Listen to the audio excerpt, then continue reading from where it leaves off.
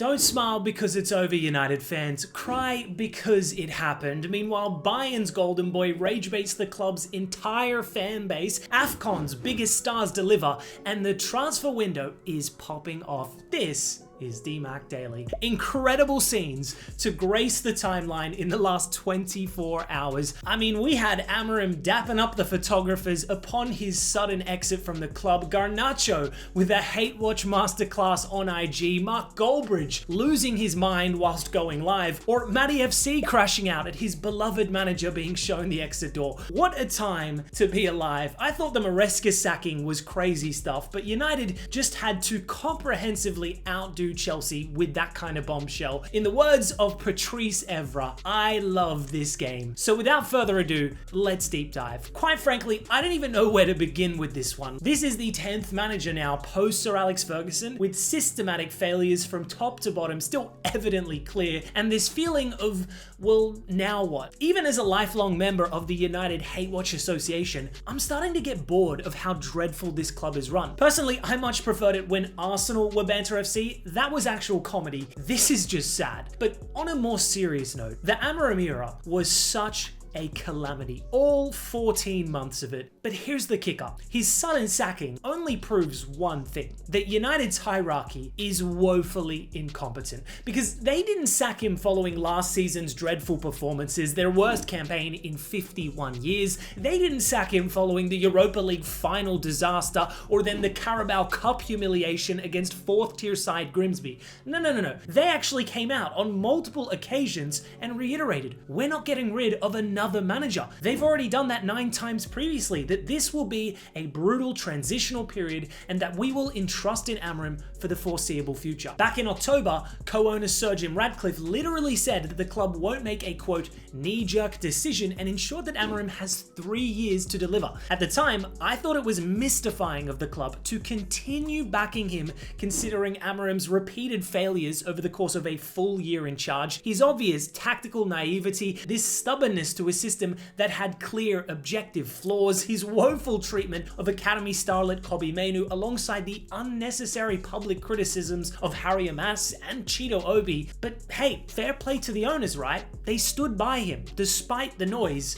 And you know what? In the 3 months that followed, United had incrementally improved. Don't get me wrong, they were still dreadful on many occasions, but with only 1 loss in their last 8 games and sat 6th in the table, by their own previous criteria, it shouldn't have been all that bad, right? Well, there lies the sea of contradictions within United's ownership, because the second Amorim finally makes a negative comment about the hierarchical structures within, he's gone. The 3 years that they had assured the public of were scrapped as soon as he gave an ounce of criticism regarding the club. So the narrative United are now trying to sell is that Amorim was just too tactically inept, too reckless of a leader to continue. And whilst both of these things are definitely true, that's not the reason they sacked him. The reality is that United just want a yes man. It's not about sticking to a philosophy, despite the challenges that may arise. It's about ensuring that no manager critiques the owner. Once Amorim deviated, his time was up. It's comical to me that these seemingly innocuous comments from Amorim were the straw that broke the camel's back. There were so many other problematic elements to his tenure that were previously ignored. This entire ordeal is just peak Man United. But it does now beg the question, what happens next? Well, Stephen Fletcher has been instilled on an interim basis. Is this going to be a Solskjaer 2.0 situation? Is Solskjaer himself potentially coming back till the end of the season? Unlike Chelsea, for instance, who have already moved on from Maresca and are finalizing Racine appointment on a permanent deal, I'm not sure whether United will go down the interim route till the season's end or back someone new altogether. I like the sound of Southgate in theory, even though he is inexperienced at the club level. If anyone was equipped to handle a uniquely volatile English press and simultaneously galvanize a dressing room, it's probably him. He brought unity to the English national team after all, something that couldn't be achieved for generations. But maybe Maresca could be considered for the job, or even Xavi. It's really anyone's guess. But with all that being said, I'm genuinely unsure if any manager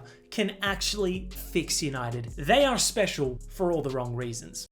Switching gears to Germany's biggest club, and we've got ourselves a PR disaster for the ages, courtesy of none other than Bayern Munich's latest prodigy, record-breaking youngster Lennart Karl, who in the space of a few months has gone from a promising academy talent to one of the world's best U18 players. He's not just farming in the Bundesliga either, as the youngest player ever to score in 3 consecutive UCL matches, but his latest comments at a fan club visit no less have simply enraged the Bayern fanbase. When asked by a young fan if he has a dream club besides Bayern, bro was quick to say FC Bayern is a very big club. It's a dream to play there, but at some point I definitely want to go to Real Madrid. That's my dream club, but this stays between us. Beyond the glaringly obvious point, what are you thinking, Karl? Twerking for Madrid at a Bayern fan meetup? My favorite part of this comment is that he hopes that this secret stays between us. Saying this like you're not in a room full of cameras, like the internet doesn't exist. Now, in fairness to Karl, he's not even an adult yet. Who are we to criticize a 17-year-old with no real PR training or even a fully developed brain speaking about his dreams? To be honest, I actually rate his mentality in a way. He's already starring at one of the world's biggest clubs, a scenario millions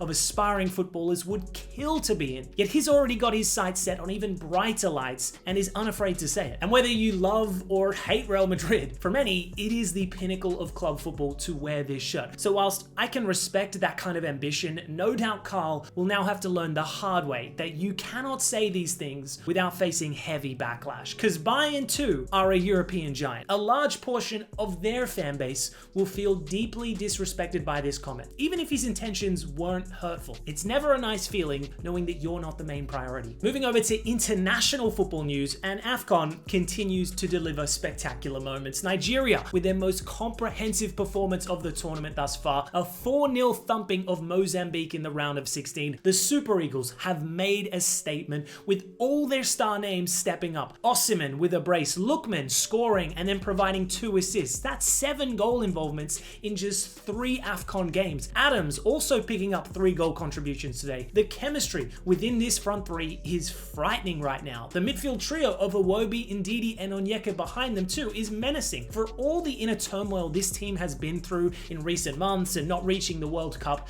they appear rejuvenated. A big test now awaits in the quarterfinals, either Algeria or the Democratic Republic of Congo, the nation that famously ended their World Cup dream. Both opponents, no doubt, will make for a seismic clash. In today's other round of 16 matchup, Egypt prevailed over a resilient Benin side 3-1 in extra time. Atia opened the scoring in emphatic fashion, but a crazy deflection from the cross turned in by Dusu took this contest to extra time. However, Egypt's quality would inevitably prevail in the end, Ibrahim restoring the lead with a brilliant header before Salah closed out the show in the 124th minute. A fine outside of the boot finish too. The Egyptian king stepping up for his country once again. I'm not convinced with this Egypt team overall. They haven't played well all tournament, but you cannot rule this nation out. They are the historical kings of AFCON after all. And finally, to close out today's show, we got some wild transfer updates in the last 24 hours. Joao Cancelo, probably the biggest story of the day. Having joined Al Hilal just last summer, the Portuguese international is suddenly itching for a return to European football. Now, the immediate frontrunners were Inter Milan. Star wingback Denzel Dumfries' long-term injury meant they needed an immediate solution to that right flank. Cancelo, who had previously featured for the Nerazzurri, became a viable target, but once Barcelona came into the equation, the matter was settled. He wants a return to his former club